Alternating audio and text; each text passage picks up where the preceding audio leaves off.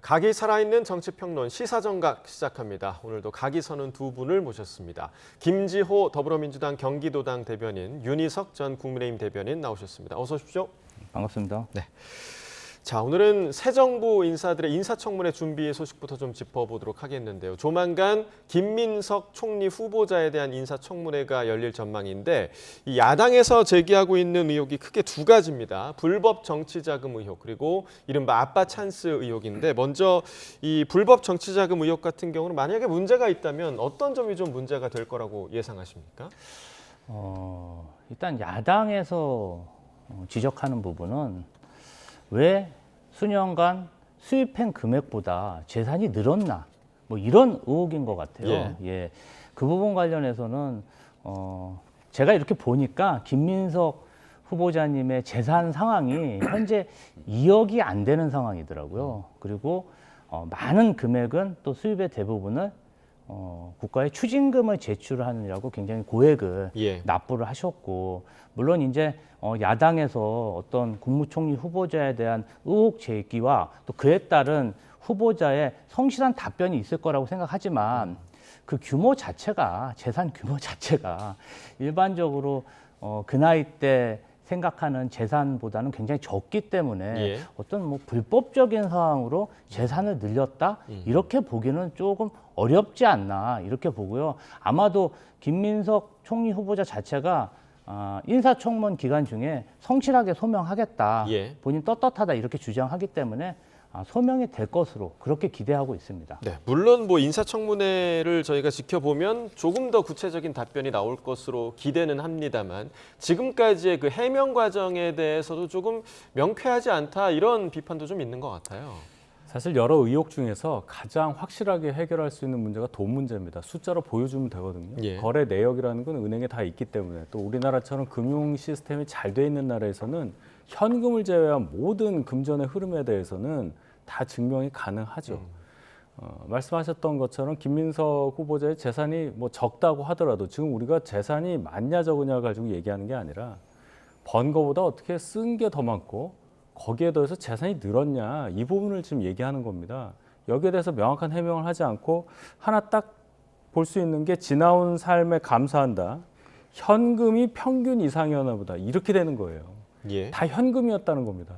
그러면 김민석 후보가 지금까지 얘기한 해명 중에서 그나마 들을 수 있는 게 부의금 받은 게 많다, 강연 수입이 있었다, 이제 이 얘기인데요. 그럼 강연 수입 같은 걸 다 현금으로 받았다는 얘기예요. 자, 그 부분은 현금이 아니라 그 워딩 자체가 헌금입니다. 헌금이었습니까? 죄송합니다. 헌금으로 많이 냈다. 뭐 그 그럼 이것도 아니군요. 그러면 몇 억을 몇 년 동안에 강연료로 받았다면 업으로 강연을 하시는 분이 아니니까 이게 기타 소득이 돼요. 사업 소득이 아니라.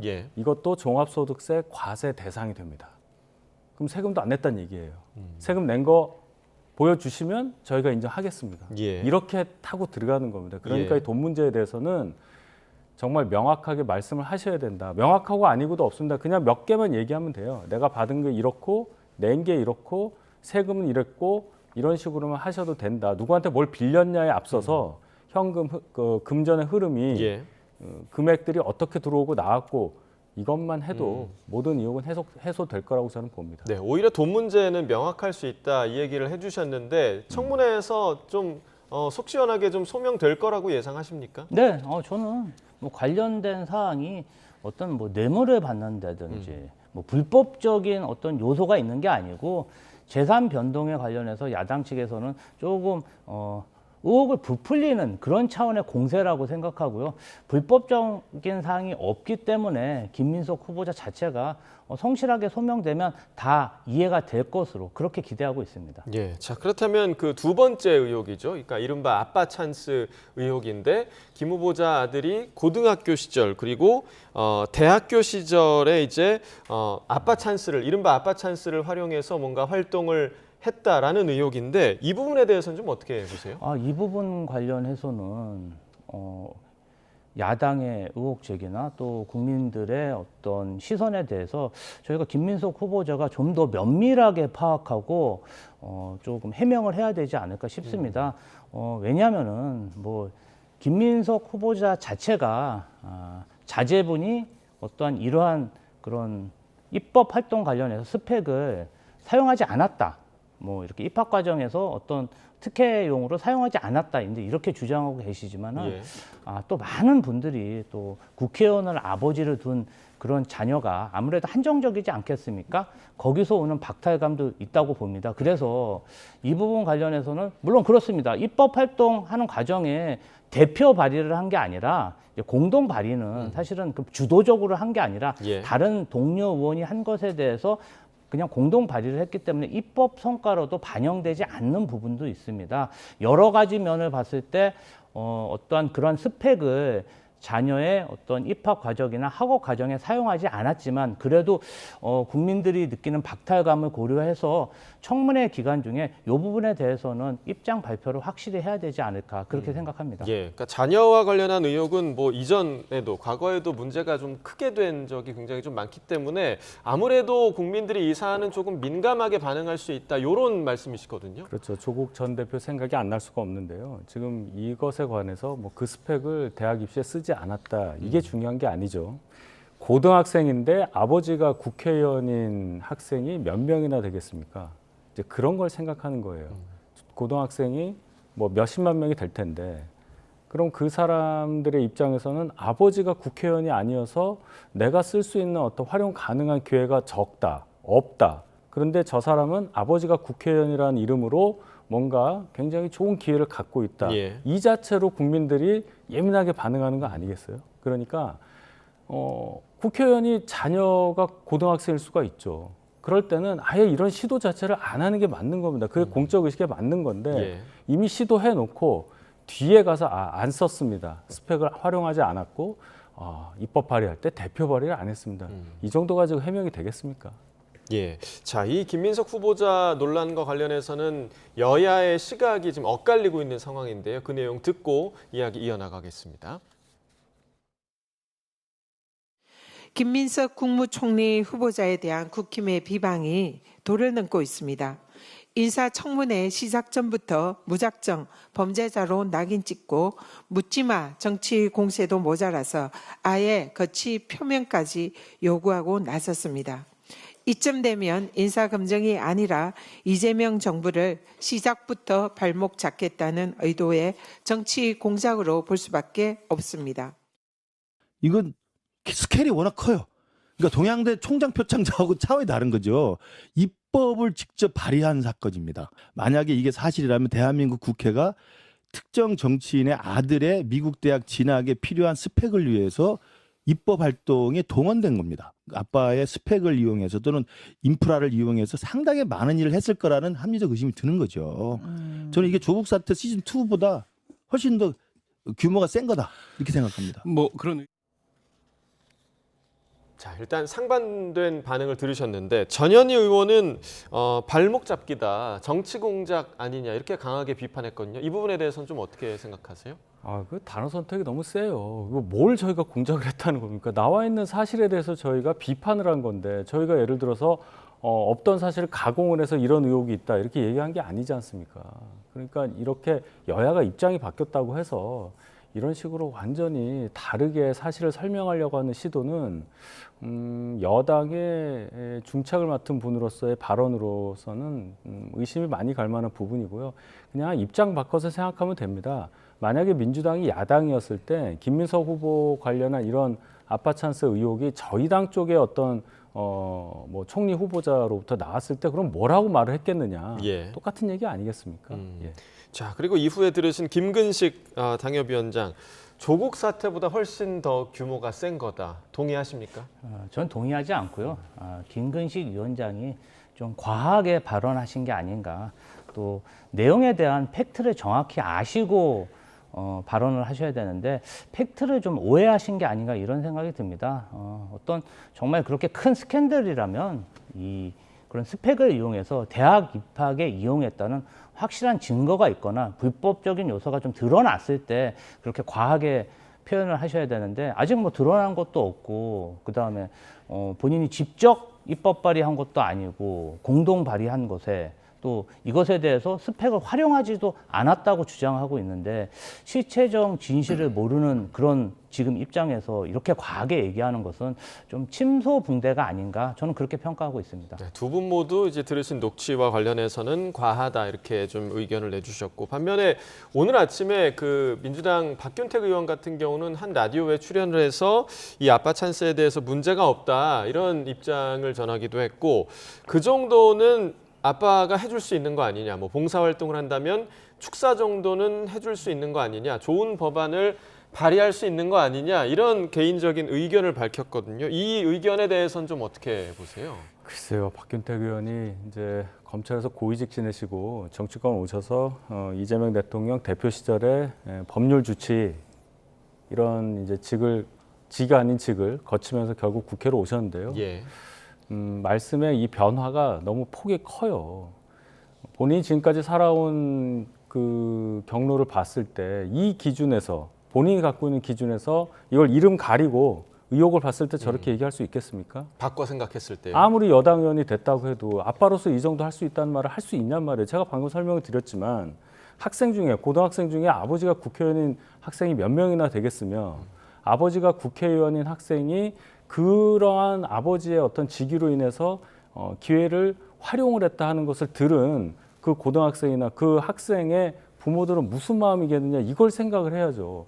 부모 입장에서야 자식 잘 되라고 뭐든지 할 수 있겠지만 공직을 갖고 있는 부모 입장에서 자식을 위해서 그 직을 활용한다는 것 자체가 얼마나 국민적으로 또 윤리적으로 맞지 않는가 너무나도 잘 아실 분이 입장 바뀌었다고 해서 이런 식으로 말씀하시는 거 국민들께서 어떻게 받아들이시겠습니까? 예, 그러니까 상대적 박탈감을 느낄 사람이 굉장히 많을 거다라는 의견이신데 국민의힘에서는 사실 지금까지 나온 의혹만으로도 사퇴의 이유가 된다 이렇게 주장하고 있는 상황인데 민주당은 그 정도까지는 아니다 뭐 이런 분위기인 것 같아요. 네, 뭐 인사청문회의 의의가 위법적 사항뿐 아니라 공직자의 도덕적 기준까지도 국민 눈높이에 맞추려는 그런 시도라고 생각합니다. 예. 그런 면에서 보면은 야당 입장에서는 뭐 검증하는 게 주된 임무이기 때문에 저러한 의혹을 제기할 수 있겠지만 뭐 확실한 불법 사항도 아니고 그 도덕적 기준도 과연 국무총리직을 못할 만큼의 결격 사유인가 이 부분에 관해서는 국민 다수와 또 민주당은 좀 현재로서는 동의할 수가 없다. 저는 그렇게 보고 있습니다. 네, 사실 뭐 지금 뭐 의석수로만 보면 총리 인준을 하는 데 있어서 민주당 단독으로도 어려움 없이 총리 인준을 할 수 있는 그런 상황이기 때문에 만약에 그런 상황이 왔을 경우에 이제 국민의힘에서는 어떻게 대응할 것인가 이 부분도 좀 궁금하거든요. 저희가 뭐 실질적으로 대응할 방법은 없죠. 인사청문회 당연히 청문 보고서 채택이 될 거고요. 예. 또 국회에서 또 인준이 될 거고요. 그래서 김민석 후보자가 임명되는 데는 전혀 문제가 없을 거라고는 봅니다만은 이런 정도의 의혹에 대해서 민주당이 임기 새 정부 초기부터 문제가 없다, 불법이 아니지 않느냐, 공작이다, 과하다 이런 식으로 나온다면은 남은 임기 동안 굉장히 힘들 겁니다. 의석수만 가지고 정치하는 게 아니라고 저는 보는데 이런 차원에서 볼 때 적어도 이런 정도 나왔으면 민주당 또는 후보자가 직접 국민들께 이 부분에 대해서 잘못됐다고 인정을 하고 사죄를 하는 것이 맞지 않냐. 저희가 꼭 이 후보자는 사퇴를 해야 된다. 다른 사람으로 바꿔라. 이것만을 얘기하는 건 아닙니다. 인사 검증 과정에서 문제가 나온 경우는 저희가 집권했을 때도 많이 있었잖아요. 예. 근데 중요한 건 그 태도인데 무조건 이것은 야당의 공작이고 야당의 정치적인 공세이기 때문에 문제 될 것도 아닌 거를 자꾸 문제 삼는다. 이런 식의 의식을 자꾸 보여주면 새 정부의 암달에 결코 도움이 되지 않는다. 이 점을 좀 민주당에서 감안을 해주셨으면 좋겠습니다. 예. 자, 그리고 국민의힘에서 또 이제 문제를 제기하고 있는 인사 가운데 한 사람이 이한주 국정기획위원장입니다. 국정기획위원회 오늘 이제 첫 회의가 열리기도 하는데 어린이날에 선물로 중학생과 초등학생이던 두 아들에게 재개발 지역의 아파트와 상가를 선물로 줬다라는 부분입니다. 자, 이 부분은 좀 어떻게 바라보고 계십니까? 이게 한 30년 정도 지난 이제 과거의 이제 얘기로 보이는데 어린이날을 맞아서 두 자녀에게 이렇게 상가를 하나씩 줬다. 굉장히 큰 선물이 되겠죠. 그러면 지금 이한주 위원장이 추진하고자 하는 어떤 정책의 정신 기본 여기와 이것과 그 당시 행위가 맞냐 안 맞냐만 보면 되겠습니다. 만약에 그게 안 맞는다고 스스로 판단이 되면 말씀드린 대로 이 점에 대해서 인정을 하고 국민들께 뭔가 사죄의 마음을 표시하는 것이 우선 순서라고 보고요. 예. 그 다음에 더 문제가 불거지면 그거는 민주당에서 또는 이재명 대통령이 알아서 인사처리 하시면 되는 겁니다. 일단 그 단계가 안 되기 때문에 저희 입장에서야 계속 문제를 제기하는 거고 또 아무런 반응이 없기 때문에 사퇴 얘기까지도 저희가 언급을 하는 거 아니겠습니까? 예. 사퇴가 능사가 아니라는 말씀을 드렸습니다. 그러나 사퇴 여부를 떠나서 이러한 상황을 바라보는 굉장히 엄중한 어떤 태도, 그러한 기준을 새 정부가 밝혀주는 것이 순서가 아닐까 이렇게 봅니다. 예, 과거의 일이긴 하고 집집마다 재력이 다르긴 하지만 어린이날 선물로는 조금 국민의 눈높이에 맞지 않는 부분이 있지 않나라는 생각도 좀 드는데 지금 말씀해주신 대로 이한주 위원장이 이 대통령 당선 다음 날에 한 방송에서 한 이야기, 그러니까 이재명 정부에서 부동산 투기는 없어져야 한다, 이런 본인의 의견과 실생활과 너무 차이가 있는 거 아니냐 이런 비판에 대해서는 좀 어떻게 보십니까? 그럼요. 이 어린이날 미성년 자제에게 부동산을 선물했다.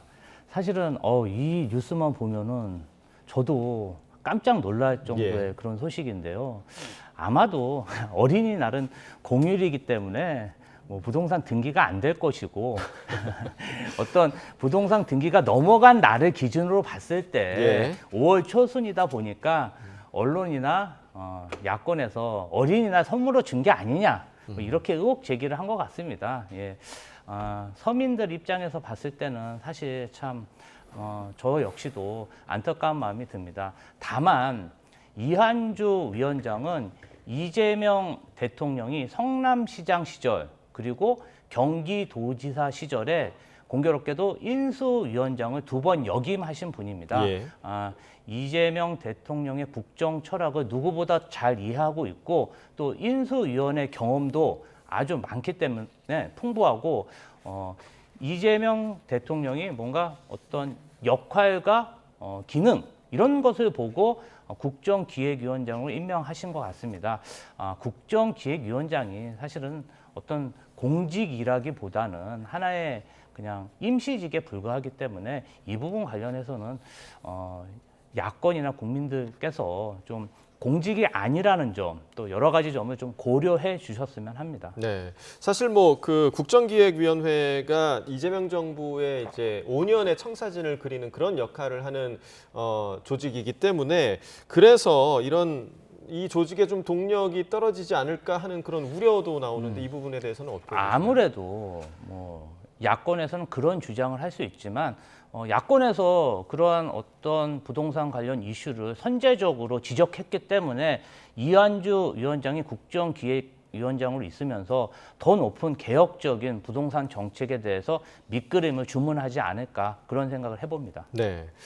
자, 그리고 이제 오늘 오전에 대통령실에 브리핑이 또 있기도 했습니다. 국민 추천제와 관련한 브리핑도 있었는데 오늘 오후 6시에 마감입니다. 대통령실 발표에 따르면 어제까지 7만 건이 넘는 추천이 벌써 접수됐다고 하고요.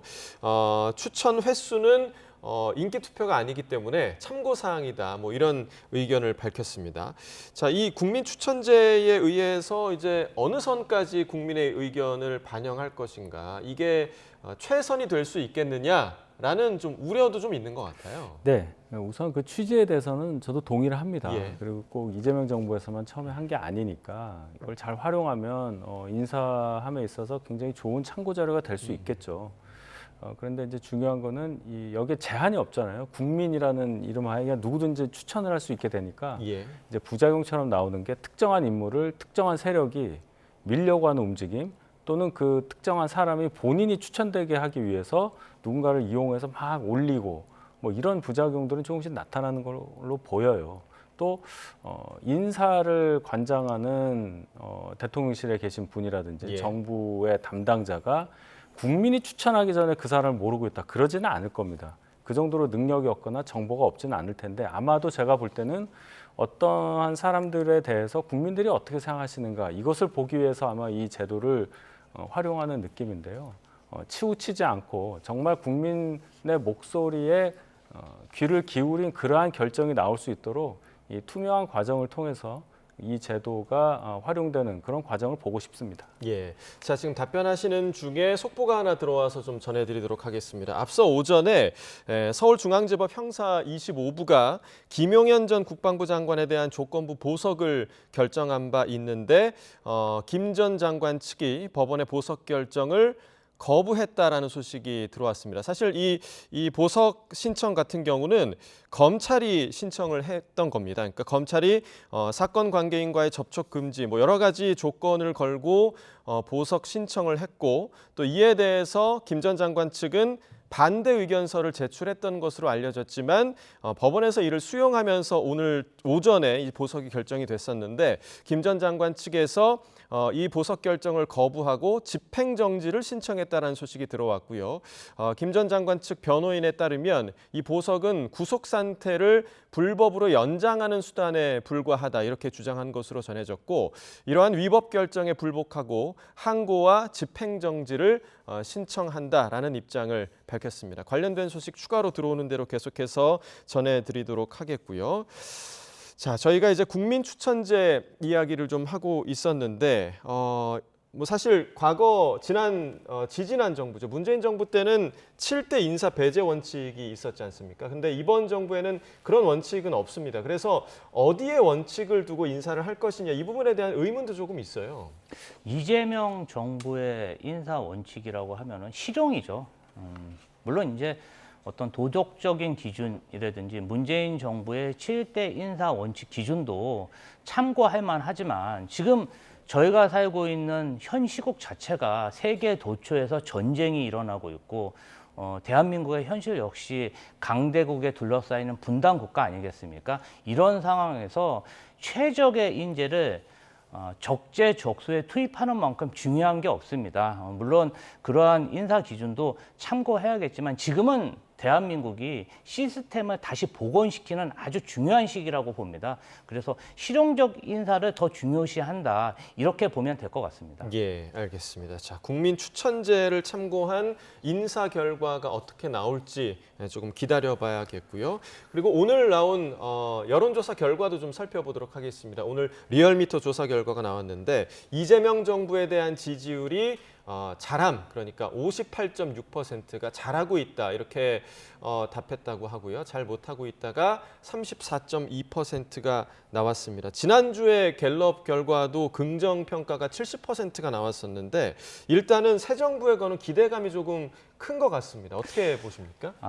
저는 저 지지율을 만족하기가 좀 어렵고요. 예. 과거에 제가 이재명 대통령을 경기도지사로 모셨을 시에도 처음에 그 역대 광역단체장, 17개 광역단체장 중에서 꼴등으로 지지율을 시작했다가 1년도 안 돼서 1등을 기록한 사례가 있습니다.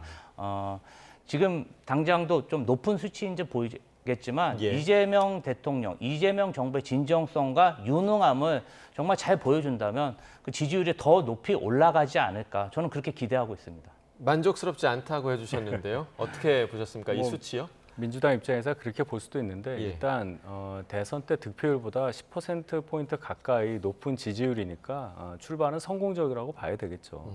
앞으로 잘하시면 저 지지율이 올라가는 건 당연할 거고요. 또 국민의 그 기대치도 70% 정도 되지 않겠습니까? 그만큼 이재명 대표가 지금까지 한 일주일 이상 2주일 가까이 보여준 그러한 상황이 국민들로부터 좋게 받아들여지고 있다. 이 신호는 확실한 걸로 보입니다. 이제 중요한 거는 앞으로 어떤 모습을 보여줄 것이냐. 지금 사실 평가가 좀 이른, 굉장히 빠른 기간 동안에 대한 평가인데, 중요한 무대들이 많이 남아있지 않습니까? 외교도 있고요. 경제 수치도 이제 조금씩 시간이 지나면서 이재명 정부가 이 실시한 정책들, 그 방향, 이런 것들에 대한 결과가 나올 것이니까 그때부터 본격적인 국민에 의한 평가가 이루어질 걸로 저는 생각합니다. 네, 말씀해주신 대로 이제 오늘 그 G7 참석차 캐나다로 출국을 하게 되는데 첫 외교 무대에서 어떤 결과물을 받아들고 오는지 이 여부도 이 수치를 끌어올리냐 여부에 좀 영향을 미치지 않을까 좀 생각이 듭니다. 자, 민주당 이야기를 좀 해보도록 하겠습니다. 민주당은 새 원내 지도부 선출 이후에 오늘 첫 최고위원회를 열었는데 오늘 아침 최고위원회에서 나온 김병기 원내대표의 발언을 듣고 이야기 나누겠습니다. 국민께 약속드린 대로 완전한 내란 종식, 민생 경제 회복과 국민 통합을 위해 거침없이 전진하겠습니다. 이 자리에 계신 최고위원 지도부와 함께 우리 민주당은 이재명 정부를 강력하게 뒷받침하는 불침의 항공모함이 되겠습니다. 국정안정, 민생경제 회복을 최우선 기치로 삼고 대한민국을 바로 세우겠습니다. 당과 정부, 대통령실이 하나가 되어 국민 모두가 행복한 대한민국, 다 함께 잘 사는 대한민국을 만들기 위해 최선을 다하겠습니다. 자, 당과 정부가 하나가 되겠다라는 포부를 김병기 원내대표가 밝혔고 원내 지도부가 이제 꾸려졌는데 그런데 첫 당정 시험대가 될 수 있는 부분이 바로 민생지원금 문제가 아닐까 생각이 듭니다. 왜냐하면 지금 뭐 정부에서는 선별로 지금 방향을 잡은 것 같고요. 당에서는 전 국민 지원을 원칙으로 한다 이렇게 지금 주장을 하고 있기 때문에 조금 기류가 다른 거 아니냐. 이 부분 어떻게 보십니까? 제가 그 대통령실에서 밝힌 그 선별 지원금의 그 내용을 보니까 예. 선별이라는 게 어떤 계층은 아예 안 주고 좀 어려운 계층만 더 주는 그런 게 아니라 모든 전 계층에게 민생 지원금을 지급하는데 예. 조금 어려운 계층에게 가중을 더 줘서 지급하는 그런 아니었습니다. 그렇다면은 사실은 어떻게 보면은 또 합리적인 안이 될 수 있기 때문에 당에서는 이 정부 안을 받을 가능성이 크다. 예. 물론 이제 뭐 특정 계층은 아예 지급을 안 한다 그러면은 현재까지 했던 민주당의 기조와 좀 다른 측면이지만 모든 계층에게 다 지급을 하는데 좀 어려운 계층에게 더 두텁게 하겠다. 예. 저는 뭐 그런 취지가 정책 취지가 민주당의 어떤 기존 정책 방향과 일맥상통하는 부분이 있기 때문에 받아들여질 측면이 크다 이렇게 보고 있습니다. 네, 그러니까 모두 지급하는데 금액이 다르다라는 설명이시거든요. 결론 차등 지원이라는 얘기잖아요. 예. 뭐 이론상으로는 그게 훨씬 더 정확한 얘기가 되겠지만은 그러면 이제 누구에게 어느 정도의 기준을 가지고 차등을 해서 금액을 나눠줄 거냐는 그 작업이 보통 그렇게 쉬운 작업이 아닐 겁니다. 그거 선별하는 데 있어서 쓸 만한 비용이 훨씬 더 많이 든단 말이죠. 그래서 아예 안 주는 계층이 생기면 그거 빼고 하는 거니까 훨씬 더 그 비용이 줄어든다는 차원에서 본다면 뭐 정부에서 알아서 잘 판단하겠지만은 처음에 저희가 얘기했던 대로 어느 정도 소비 여력을 감안해서 차등해야 된다는 것을 감안했다는 점에 대해서는 평가하고 싶습니다. 네. 그리고 또 오늘 그 한 보도를 보니까 그 이재명 대통령이 자신과 관련한 입법과 관련해서는 조금 천천히 가자 이런 당부를 했다고 하거든요. 이런 주문을 대통령이 한 이유가 좀 어디에 있다고 보십니까? 지금 쟁점이 되는 게 공직선거법 개정안하고 예. 형사소송법 개정안인데요. 그렇죠. 이 재판 관련해서 이미 사법부에서 서울고등법원에서 재판 중지 결정을 내렸습니다.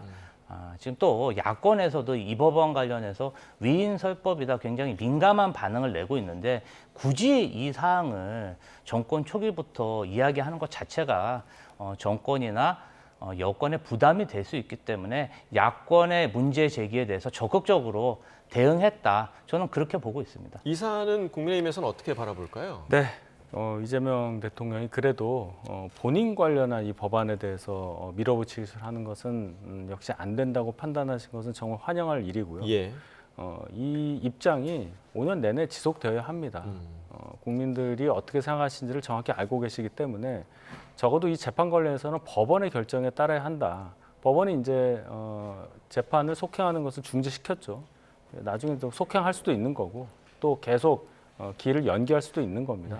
이것은 사법부의 판단 영역이니까 예. 이 정도 선에서 해야지 이걸 막 법으로 완전히 도장 찍듯이 바꿔버려서 면소라든지 이런 식으로 가면은 국민적 저항이 있을 거다. 예. 이것을 다시 상기하고 싶습니다.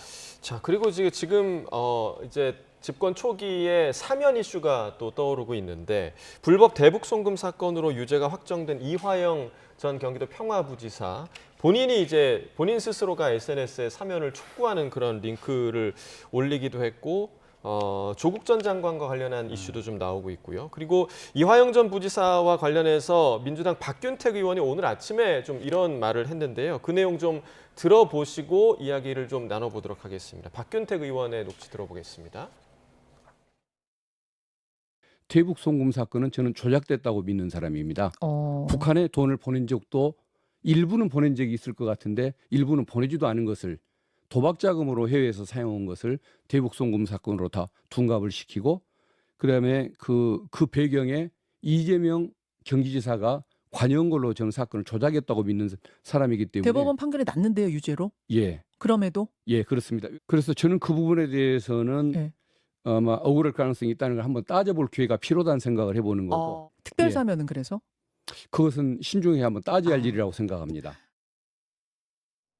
자, 지금 대법의 판결이 난 사안이긴 하지만 대북 송금 사건이 조작됐다고 믿는다. 어떤 의미로 좀 해석을 해야 할까요? 저도 요 시기에 경기도청에서 도지사 비서관으로 근무했기 때문에 예. 관련된 사항을 잘 알고 있다고 자부하는데요.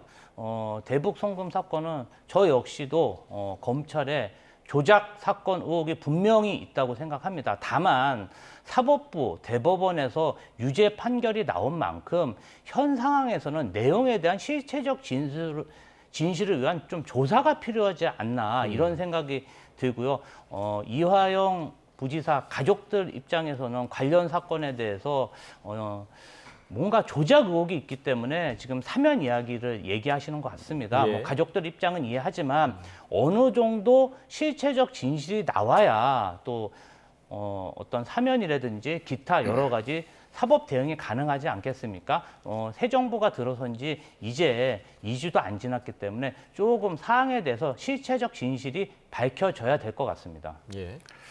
너무 위험한 발언을 하시는 걸로 보여요. 실체적 진실을 다시 밝히라는 얘기는 그러면 우리 사법 시스템 자체를 전면 거부하는 거 아니겠어요? 여당 관계자 입에서 박균택 의원 같은 경우에 대법원 판결까지 났는데 다시 봐야 된다. 억울한 점이 있다. 조작 사건이다. 그럼 법원은 바보입니까?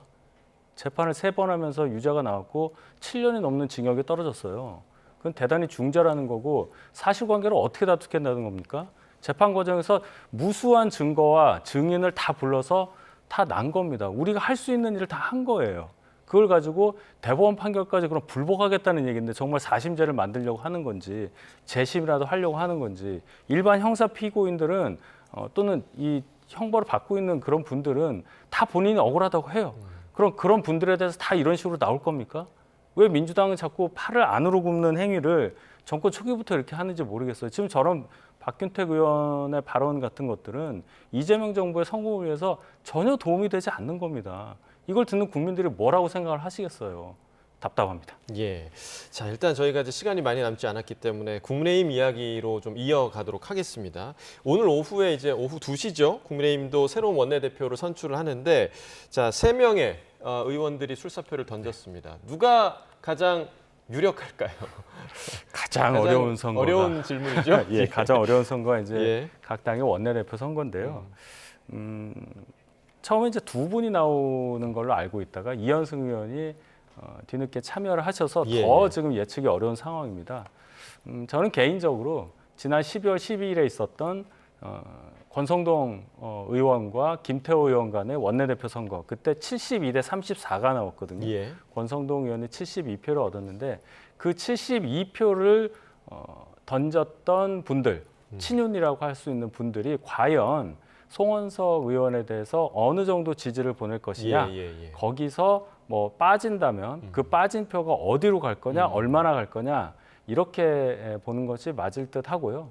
당선이 누가 될 것인가에 대해서는 제가 말을 아끼겠습니다. 네, 뭐 영남 지방에 표가 분산될 수 있다, 뭐 이런 의견도 있고, 뭐 이제 잠시 후면 그 결과를 좀 저희가 지켜볼 수 있을 것 같고, 그리고 이후에 국민의힘 당권과 관련해서도 이제 대선 이후에 한동훈 전 대표는 상대적으로 좀 조용한 행보를 이어가고 있는데 그래도 유튜브에서 굉장히 활발하게 지금 지지자들과 만나고 있는 그런 모습을 보이고 있더라고요. 최근 상당히 많은 조회수를 기록한 영상을 함께 보시고 이야기 잠시 좀 나눠보도록 하겠습니다.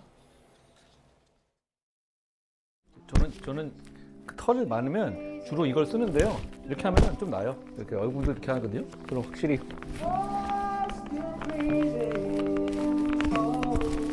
우리 집에는 항상 이게 어디든가 있어요. 그러니까 자, 두 분 모두 재밌게 이 영상을 좀 보셨는데 사실 저도 고양이 키우는데 얼굴에 할 생각은 안 해봤거든요. 그래서 예. 오늘 집에 가서 한번 해봐야겠다는 생각이 들고요. 자, 이런 모습들이 지지자들과의 좀 뭐랄까요, 좀 편안한 이미지로 좀 접촉점을 늘려가는 거 아니냐 이런 평가도 있는데 어떻게 좀 보시나요? 글쎄요, 뭐 김문수 후보도 대형 훌라후프를 돌리고 뭐 턱걸이를 하고 이런 모습을 보면 국민의힘의 유력한 정치 지도자들이 대중과 가깝게 가고 그다음에 어떤 정치적인 위상을 세우는 데 있어서 이러한 어떤 유튜브 영상상에 어떻게 보면은 조금 엽기적인 그러한 모습을 연출하고 있는데요. 아무래도 이분들이 엔터테이너나 또 연예인은 아니기 때문에 정치 본연의 지도자로서의 좀 어떠한 리더십을 보여주고 그러한 컨텐츠를 보여줘야지 뭔가 좀 신변 잡기식의 그런 화제성 영상으로 국민에게 다가가는 모습은 바람직하지는 않다. 저는 그렇게 평가하고 있습니다. 자, 바람직하지 않다라고 얘기해 주셨는데 짧게 예. 한 전 대표가 지금 당권 도전에 할 수 있을 것인가 이 부분 좀 어떻게 전망하십니까? 글쎄요, 그건 이제 본인이 결정할 건데요. 예. 저희 당 상황이 어떻게 정리되느냐에 따라서 출마 여부가 결정될 걸로 보입니다. 만약에 기존과 같이 조금 더 개헌과 탄핵 이 부분에 대해서 진척된 입장을 당에서 보여주지 않는다면은 한동훈 전 대표가 설사 전당대회 출마해서 당선이 되더라도 한동훈 대표 처음에 대표했었던 그 시절, 그러니까 의총의 분위기와 최고위원회 분위기가 달라지고 당이 한 목소리를 내기가 어려운 그런 상황이 재현될 가능성이 있기 때문에 저희 당이 지금 수습되는 과정, 그 과정을 좀 지켜봐야 될 것 같습니다. 네, 일단은 잠시 뒤에 있을 이제 원내대표 선거의 결과부터 국민의힘은 좀 지켜봐야겠습니다. 여기까지 듣겠습니다. 김지호 더불어민주당 경기도당 대변인, 윤희석 전 국민의힘 대변인 두 분과 이야기 나눠봤습니다. 고맙습니다.